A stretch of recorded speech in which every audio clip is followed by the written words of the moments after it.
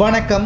சற்று முன் கிடைக்கப்பெற்ற மிக முக்கியமான செய்தி ஒன்று வெளியாகியுள்ளது. மேற்கு மண்டலத்தைச் சேர்ந்த அதிமுகவின் 40 மாவட்ட செயலாளர்கள் செங்கோட்டையனுக்கு முழுமையான ஆதரவுகளை கொடுத்து வருகிறார்கள்.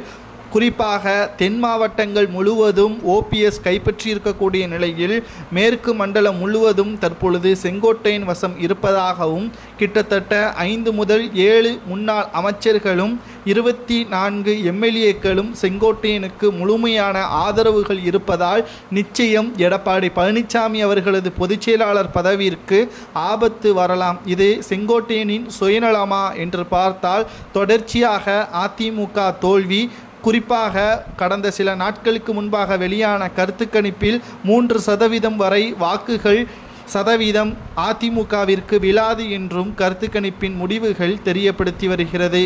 இதற்கு மிக முக்கியமான காரணம் 2 தான் என்றும் கூறியுள்ளது.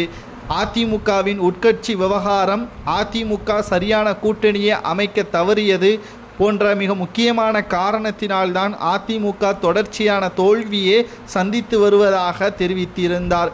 அதிமுகவின் முன்னாள் அமைச்சராக இருந்த செங்கோட்டையன் அவர்கள் தேர்தல் வியூக வகுப்பாளராக மேற்கு மண்டலத்தில் இருந்தார். ஆனால் ஜெயலலிதா அவர்களை செங்கோட்டையன் அவர்களிடம் ஆலோசனை செய்துதான் அங்கு பிரச்சாரத்திற்கு செல்வார். எடப்பாடியோ செங்கோட்டையனை ஓரம் கட்டியதோடு நேற்று வந்த அதிமுகவின் MLAவிற்கு தலைமை வாங்கக்கூடிய பொறுப்பையும் அவருக்கு கொடுத்து அவரது கீழ் செங்கோட்டையனை செயல்பட வைத்ததுதான் செங்கோட்டையனுக்கு கடும் கோபத்தை ஏற்படுத்தியது.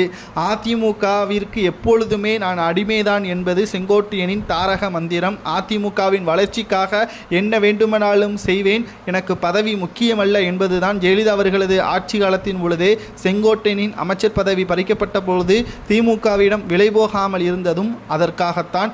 ஆனால் தற்பொழுது அந்த வெற்றி வாய்ப்பையே இழக்கக்கூடிய வகையில் செங்கோட்டையன் செயல்படுவதன் காரணமாகத்தான் கிட்டத்தட்ட 3 நாட்களாக செங்கோட்டையனின் வீட்டில் ஆலோசனை கூட்டமும் ரகசிய ஆலோசனை கூட்டமும் சசிகலா, OPS மற்றும் டிடிவி தினகரனுடன் சந்திப்பும் நடத்தியிருக்கிறார். இதன் முடிவுகள் தற்பொழுது 13 மாதங்கள் இருக்கக்கூடிய சட்டசபை தேர்தலுக்கு முன்பாகவே வெற்றி வாய்ப்பை ஏற்படுத்திவிடக்கூடும் என்பது மட்டுமல்ல, திராவிட முன்னேற்ற கழகத்தின் ஆட்சியை கலைப்பதற்கு சரியான கூட்டணி இப்பொழுது அமைக்க வேண்டும். முதலில் அதிமுகவை ஒருங்கிணைக்க வேண்டும். இரண்டாவதாக வழக்குகள் அனைத்தையும் வாபஸ் பெற வேண்டும். மூன்றாவதாக எடப்பாடி பழனிசாமியின் பதவியை பறிக்க வேண்டும். தேர்தலை கூட்டணியுடன் மெகா கூட்டணி அமைத்து தேர்தலை சந்தித்தால் மட்டும்தான் வெற்றியடைய முடியும் என்று 40 மாவட்ட செயலாளர்கள் செங்கோட்டையனுக்கு ஆதரவுகள் தெரிவித்தது